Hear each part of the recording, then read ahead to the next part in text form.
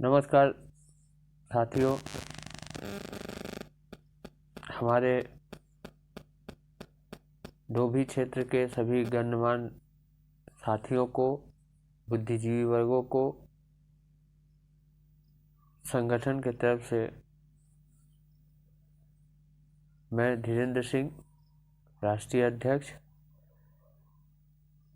प्रणाम करते हुए आज एक गंभीर विषय पर मैं पूरे विस्तार से बात को रखने के लिए आया हूँ।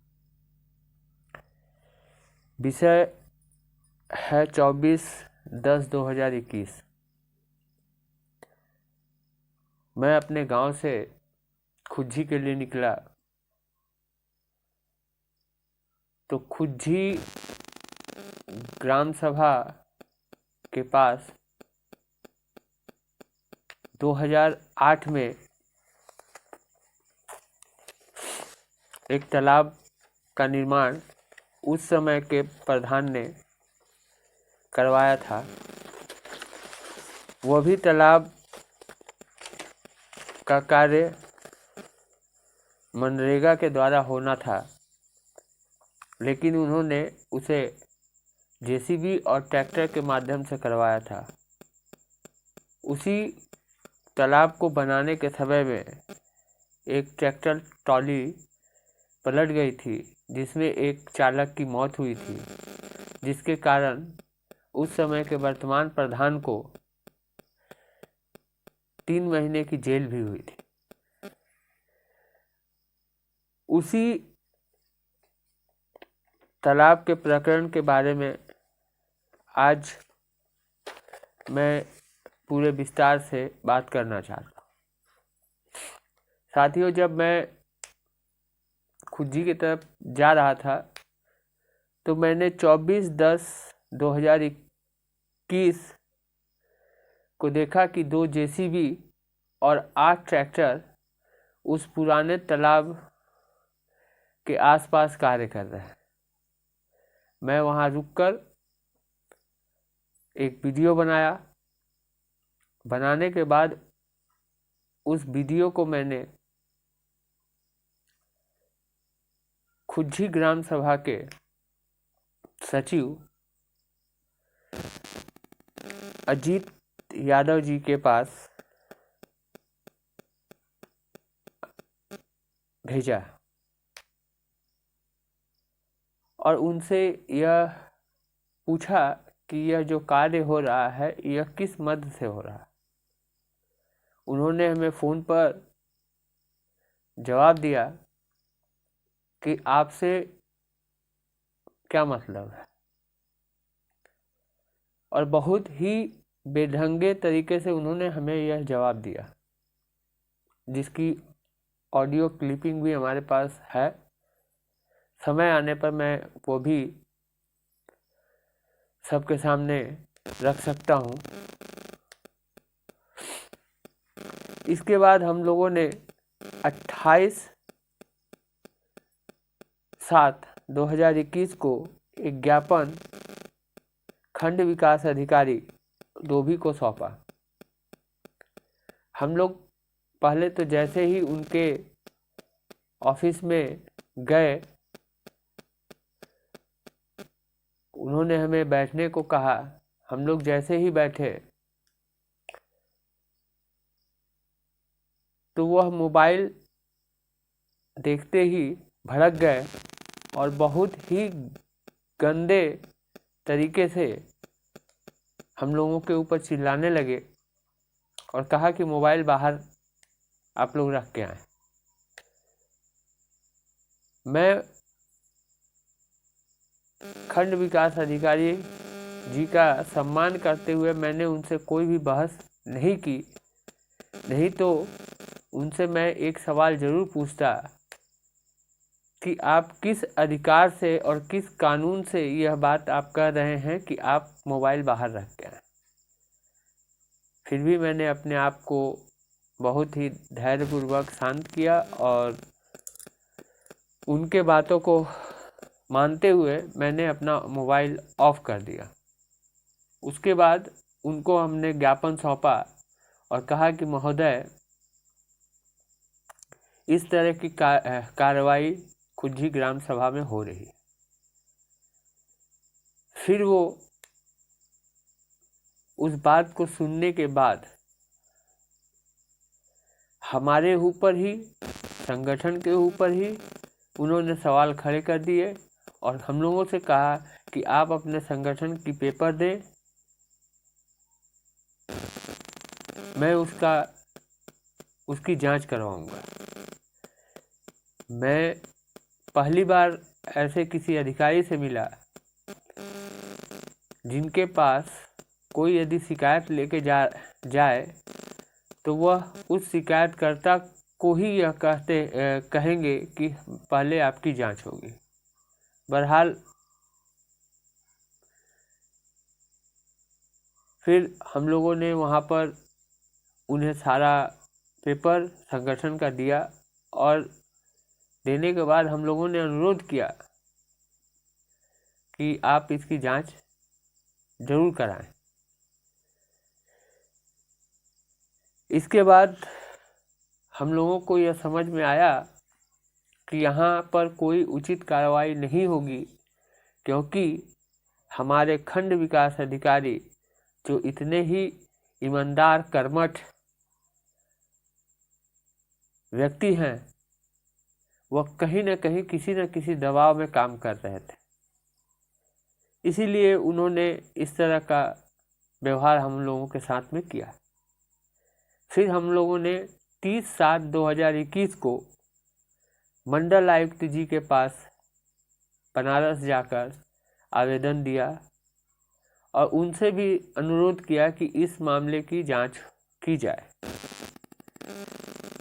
इसके बाद हम लोग फिर यही नहीं रुके, हम लोगों ने 18/8/2021 को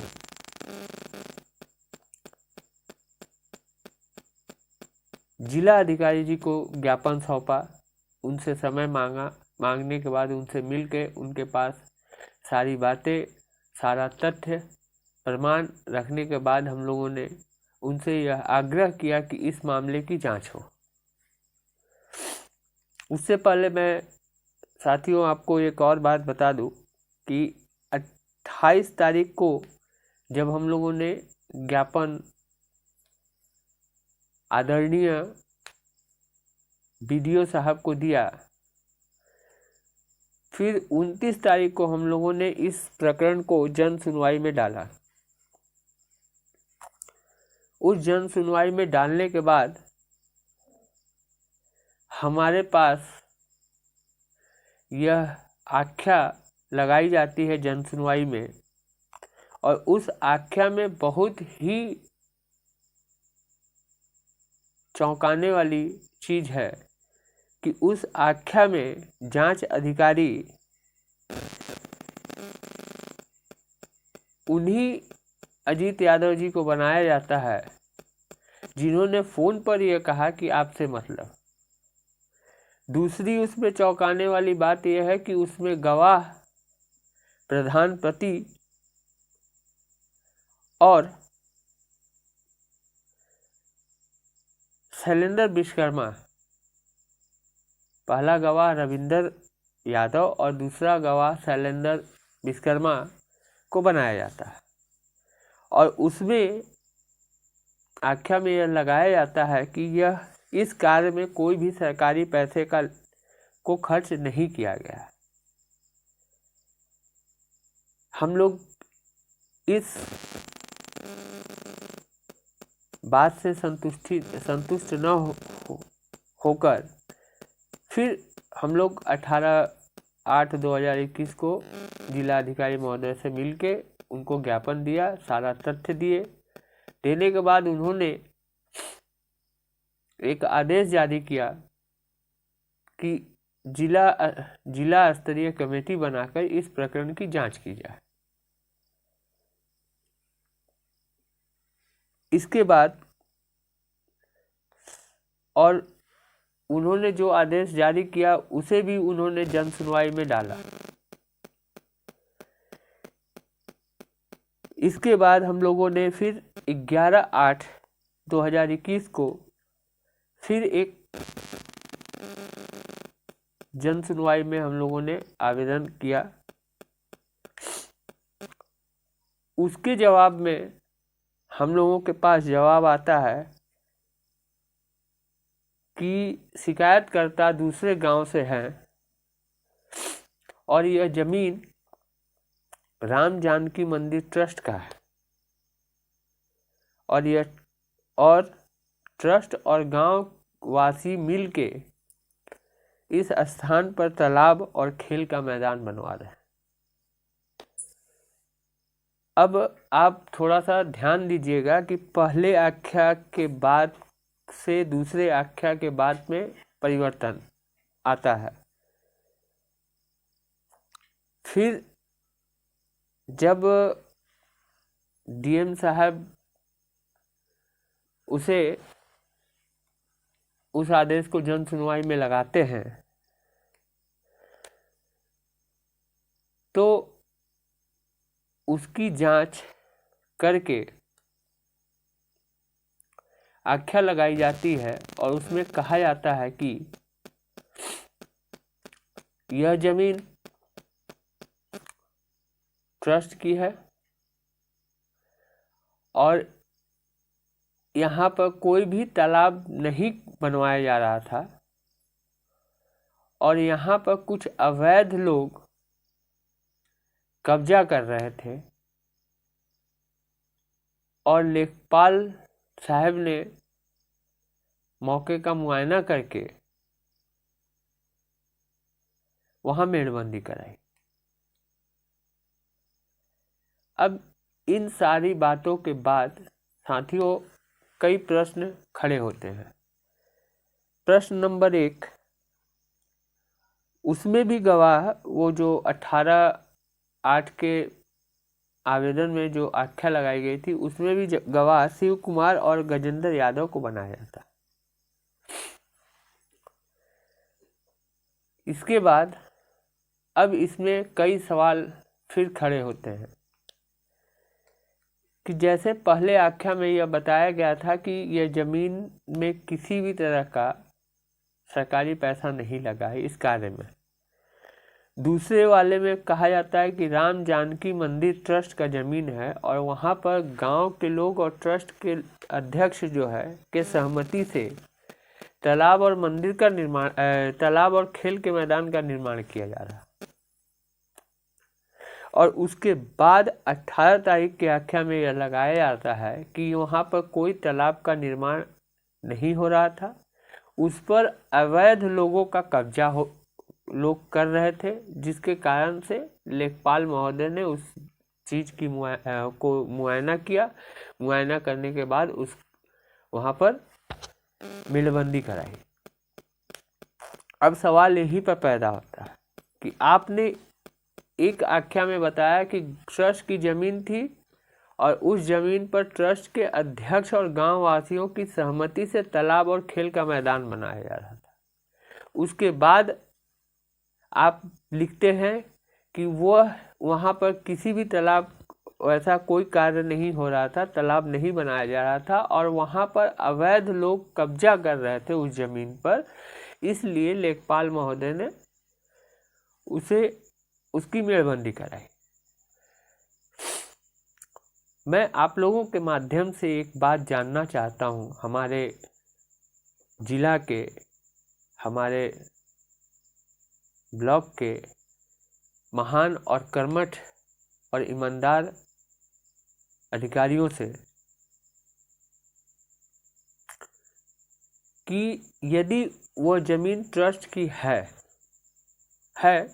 उसका पेपर भी हमारे पास है, वो जमीन ट्रस्ट की है, तो फिर 2008 में जिस जमीन पर तालाब बनाया गया था, जिसे बंद करने का प्रयास किया गया या बंद किया गया, वह जमीन किसकी थी? सवाल नंबर 1। और वह जमीन जब गांव समाज की थी तो उस तालाब को क्यों पाटा गया? सवाल नंबर 2। और उस तालाब को पाटने के लिए किस अधिकारी का परमिशन या से आदेश जारी करवाया गया था? सवाल नंबर 3। और जैसा आप लोग बता रहे हैं कि वहाँ गांव समाज की जमीन ही नहीं है, तो फिर 2000 मैं पूछना चाहता हूं कि 2008 में जो प्रधान, उस समय के वर्तमान प्रधान ने वो तालाब बनवाया था, वो जमीन यदि किसी व्यक्ति विशेष की थी या ट्रस्ट की थी, तो फिर उस पर सरकारी पैसा कैसे जारी हुआ? और यदि जारी हुआ तो मैं इस वीडियो के माध्यम से, मैं आप लोगों के माध्यम से हमारे ब्लॉग के कर्मठ ईमानदार अधिकारियों से कहना चाहता हूं कि 2008 के समय के प्रधान के ऊपर और 2008 के समय के बीडीओ साहब के ऊपर विभाग के द्वारा केस एफआईआर कराया जाए और पूरा पैसा उस समय जितना भी लगा था वह पुनः वसूली की जाए। और यदि वो बात सही है कि नहीं वो वहाँ पर गांव समाज की जमीन थी, तो फिर किसके अधिकार से, किसके आदेश से उस जमीन को वर्तमान प्रधान बंद करा रहे थे, उस तालाब को वर्तमान प्रधान बंद करा रहे थे? हमें इन बातों का जवाब नहीं मिला या जवाब नहीं मिल रहा है। उसके बाद आए हम लोग थोड़ा और आगे बढ़ते हुए इन्हीं के द्वारा दिए गए जवाबों में खामियों को लेते हुए उस पर हम लोग चर्चा करें कि इन्होंने कहा कि कुछ अवैध लोगों के माध्यम से उस ट्रस्ट की जमीन पर कब्जा किया गया। तो मैं इन अधिकारियों से यह जानना चाहता हूं कि क्या ट्रस्ट के अध्यक्ष या ट्रस्ट के पदाधिकारियों ने कोई लिखित आवेदन आपके पास, एसडीएम साहब के पास या जिला शासक के पास दिया था कि सर या महोदय, हमारे ट्रस्ट की जमीन पर कुछ अवैध लोग ऐसे ऐसे कार्य कर रहे हैं, कृपया इसकी जांच करके कार्रवाई की जाए? यदि दिया है तो मैं आपसे आप लोगों के माध्यम से आग्रह करना चाहता हूं अधिकारियों से कि उसकी प्रति हमारे संगठन को भी दिया जाए। और आपको आवेदन करने के साथ साथ क्या ये ट्रस्ट के अधिकारीगण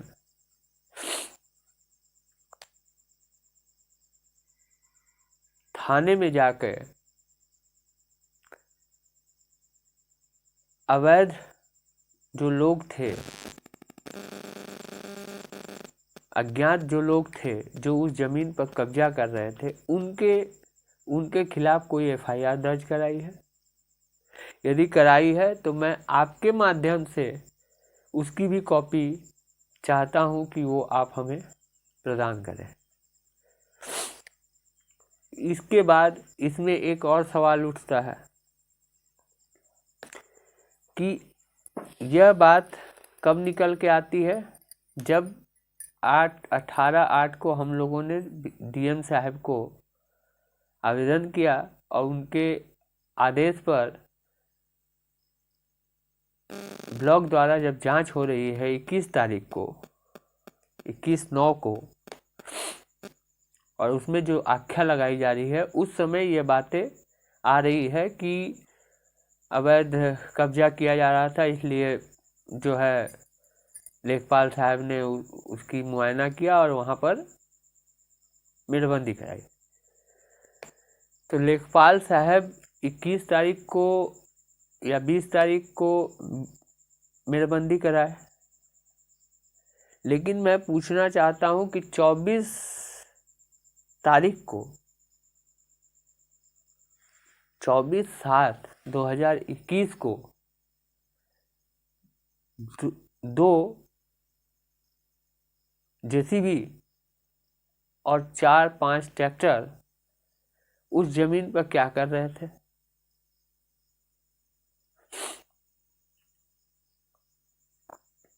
और किस जगह पर मेड़बंदी जो है जेसीबी और ट्रैक्टर को लगा के किया जाता है, यह थोड़ा अधिकारी महोदय हमें बताएं। और मेड़बंदी का भी कार्य मनरेगा के माध्यम से होना चाहिए, तो फिर वहाँ पर जेसीबी और ट्रैक्टर क्यों लगा? तो हमारा इस विषय पर भी यही कहना है कि लेखपाल महोदय के नाम से एक एफआईआर दर्ज हो विभाग के द्वारा कि उन्होंने मेड़बंदी जो कराई वह ट्रैक्टर और जेसीबी लगा के करवाई, मनरेगा के तहत नहीं करवाई। उन्होंने भी सरकारी पैसे का दुरुपयोग किया।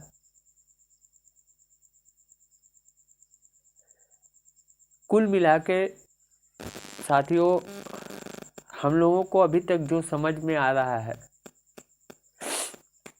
कि इस पूरे प्रकरण में सभी लोगों की मिली जुली सरकार चल रही है और एक तरफ जहां राज्य सरकार भ्रष्टाचार मुक्त शासन व्यवस्था, दुरुस्त शासन व्यवस्था, प्रतिदिन आदेश जारी करती है कि लोगों के साथ आप व्यवहार अच्छा करें, अधिकारियों को लोगों की सुनवाई करें और सही और गलत को सही ढंग से जांच करके उस पर फैसला लें। इस प्रकरण में हमने देखा और मैं देख रहा हूं कि सरकार को डोभी क्षेत्र के अधिकारीगण ठेंगा दिखा रहे हैं और यह इनडायरेक्टली कह रहे हैं कि आप लखनऊ में बैठ के कुछ भी भाषण देते रहें, हम यहाँ पर अपने हिसाब से और अपने फायदे और नुकसान को देखते हुए ही कार्य करेंगे, क्योंकि हमें लगता है ऐसा वो इसलिए करते हैं कि सरकार उन्हें जो सैलरी देती है, जो वेतन देती है, उसमें उनका गुजारा नहीं होता है,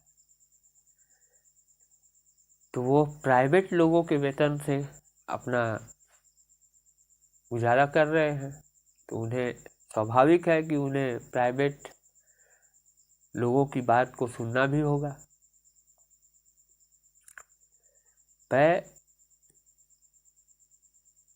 आज मैं इस बात को कहते हुए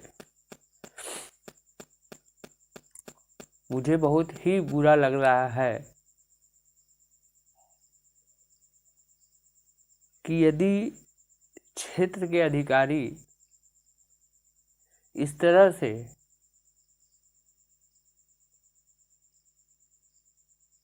भ्रष्टाचार को संरक्षण देंगे, गलत चीजों को संरक्षण देंगे, तो आम जनमानस की कौन सुनेगा?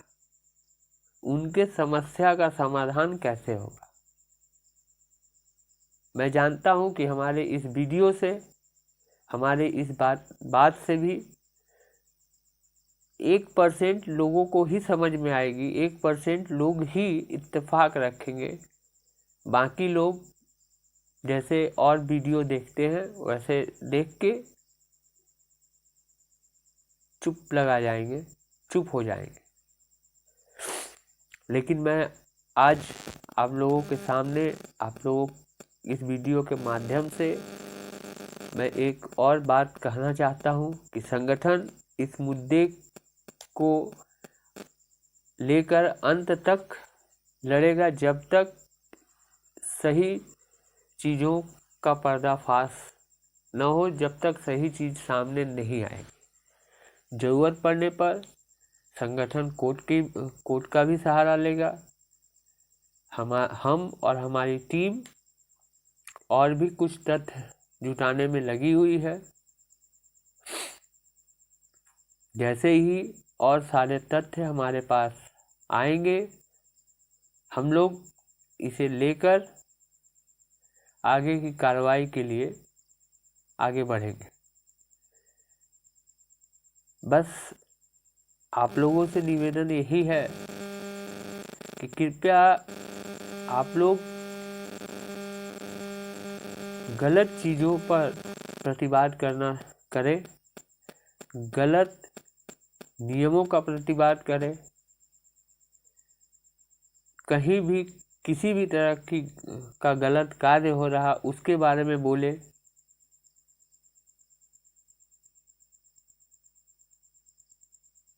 तभी जाके हम और आप एक खुशहाल जीवन जी पाएंगे और सरकार द्वारा लागू किए जाने वाली योजनाएं सही मायने में धरातल तक पहुंच पाएगी और उसका लाभ सभी को मिल पाएगा।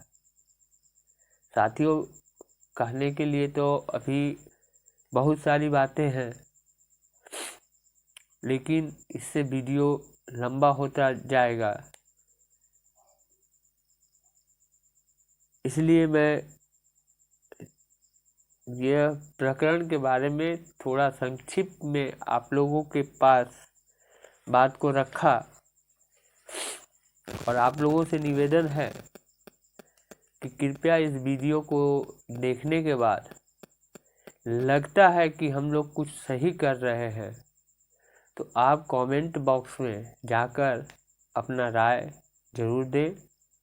वीडियो को लाइक, शेयर और सब्सक्राइब भी जरूर करें चैनल को, ताकि संगठन समय समय पर जो भी जन समस्याएं हैं उन्हें लेकर जब कार्य करती है और आवाज़ उठाती है तो वह ज़्यादा से ज़्यादा लोगों तक पहुंच पाए, अधिकारियों तक पहुंच पाए, जिससे हम लोग अपने मकसद में कामयाब हो पाए। हम लोगों का कोई भी मकसद नहीं है कि किसी भी सरकार या किसी भी पार्टी का समर्थन करना या किसी सरकार का विरोधिता करना। हमारा बस राज्य के निवासी होने के नाते हम लोगों का यह कर्तव्य है कि राज्य की सरकार यदि जनहित के लिए योजनाएं लागू कर रही है, जिस पर करोड़ों अरबों रुपये खर्च कर रही है, तो हमारा भी कर्तव्य बनता है कि हम उन योजनाओं में कितनी पारदर्शिता अधिकारियों द्वारा बरती जा रही है, वह योजनाएं कितने गरीब लोगों तक और सही लोगों तक पहुंच रही है, इस पर हम ध्यान दें। और कहीं भी कुछ गलत हो रहा है तो उसके खिलाफ आवाज़ उठाएं। यह हमारा एक राज्य के नागरिक होने के नाते पहला कर्तव्य बनता है। दोस्तों, इन्हीं बातों के साथ आज के लिए बस इतना ही। जय हिंद, वंदे मातरम, जय भारत।